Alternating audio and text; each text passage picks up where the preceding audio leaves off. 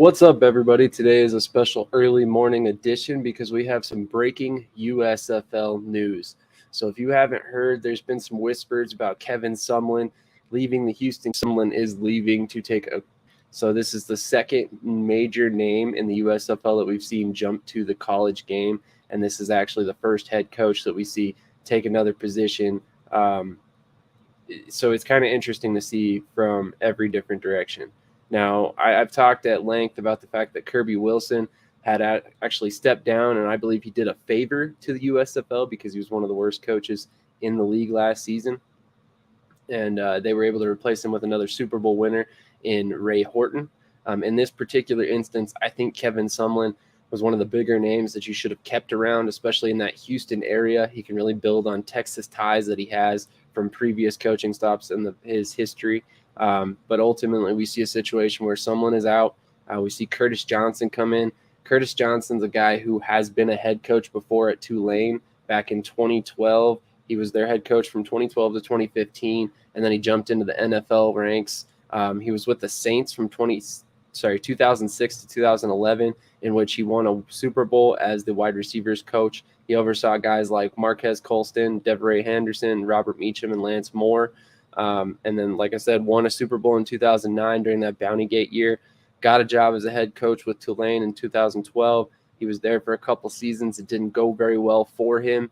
He ultimately ended up back in the NFL as a wide receiver coach with Chicago in 2016. Returned to the Saints in 2017. He's been there since, basically. He left the Saints in 2021, or after the 2021 season, when Sean Payton stepped down and ultimately Dennis Allen took over. With that being said, this is his first opportunity. 4 for 4 coaches who have at least attended a Super Bowl that are now with the USFL, replacing these other head coaches that left from the 2022 season.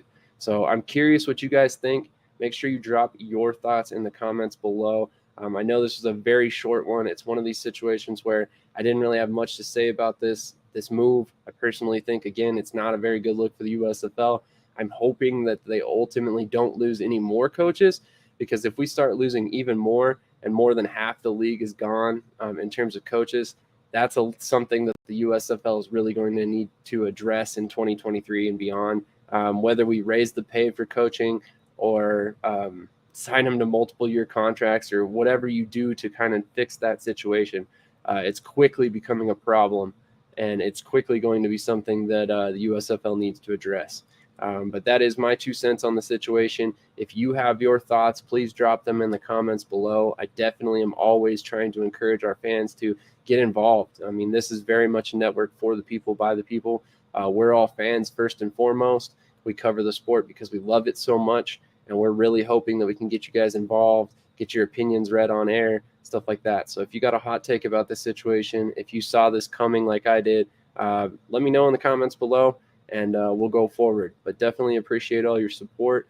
I hope you guys stick with us. And just in case you're new to Shady Sports Network and you're just catching this video, here's a quick rundown of what we do, and I'll catch you in the next one. This is Brett, and you're watching Shady Sports Network. Tune in, hit that like button.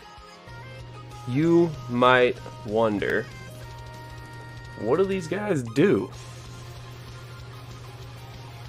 Player signing announcements. I never in a million years thought you would actually come on to break this news. So without further ado, go ahead and tell everybody what happened today. Yeah, man. I just had a workout with the Cincinnati Bengals. And, signing me right out.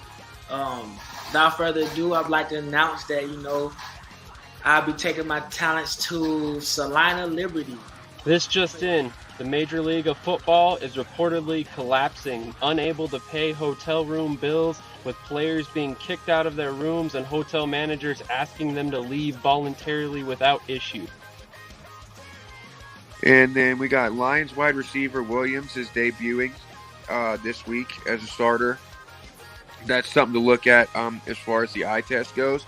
And then another one on the eye test is Mostert might be coming back to Miami.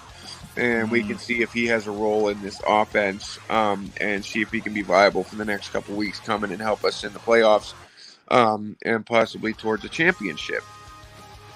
That would be very nice because he's sitting on my bench right now.